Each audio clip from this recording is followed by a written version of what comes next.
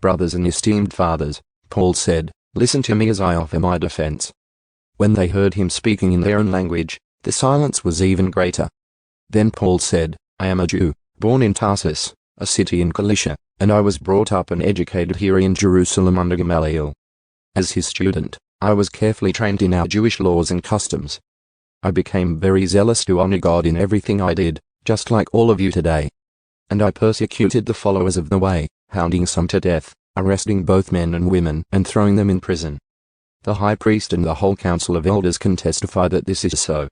For I received letters from them to our Jewish brothers in Damascus, authorizing me to bring the followers of the way from there to Jerusalem, in chains, to be punished.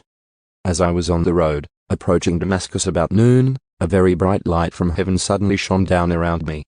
I fell to the ground and heard a voice saying to me, Saul, Saul, why are you persecuting me? Who are you, Lord? I asked. And the voice replied, I'm Jesus the Nazarene, the one you are persecuting. The people with me saw the light, but didn't understand the voice speaking to me. I asked, what should I do, Lord? And the Lord told me, get up and go into Damascus, and there you will be told everything you are to do. I was blinded by the intense light and had to be led by the hand to Damascus by my companions. A man named Ananias lived there. He was a godly man, deeply devoted to the Lord, and well regarded by all the Jews of Damascus. He came and stood beside me and said, Brother Saul, regain your sight. And that very moment I could see him.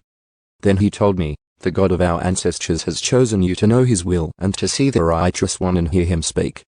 For you are to be his witness, telling everyone what you have seen and heard. What are you waiting for? Get up and be baptized. Have your sins washed away by calling on the name of the Lord. After I returned to Jerusalem, I was praying in the temple and fell into a trance. I saw a vision of Jesus saying to me, hurry. Leave Jerusalem, for the people here won't accept your testimony about me. But Lord, I argued, they certainly know that in every synagogue I imprisoned and beat those who believed in you. And I was in complete agreement when your witness Stephen was killed. I stood by and kept the coats they took off when they stoned him. But the Lord said to me, go, for I will send you far away to the Gentiles. The crowd listened until Paul said that word. Then they all began to shout, away with such a fellow. He isn't fit to live. They yelled, threw off their coats, and tossed handfuls of dust into the air. Paul reveals his Roman citizenship. The commander brought Paul inside and ordered him lashed with whips to make him confess his crime. He wanted to find out why the crowd had become so furious. When they tied Paul down to lash him, Paul said to the officer standing there, is it legal for you to whip a Roman citizen who hasn't even been tried? When the officer heard this, he went to the commander and asked, what are you doing?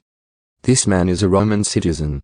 So the commander went over and asked Paul, tell me, are you a Roman citizen? Yes, I certainly am, Paul replied. I am, too, the commander muttered, and it cost me plenty. Paul answered, but I am a citizen by birth.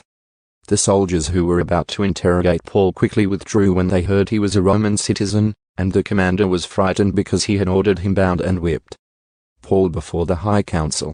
The next day the commander ordered the leading priests into session with the Jewish high council. He wanted to find out what the trouble was all about, so he released Paul to have him stand before them.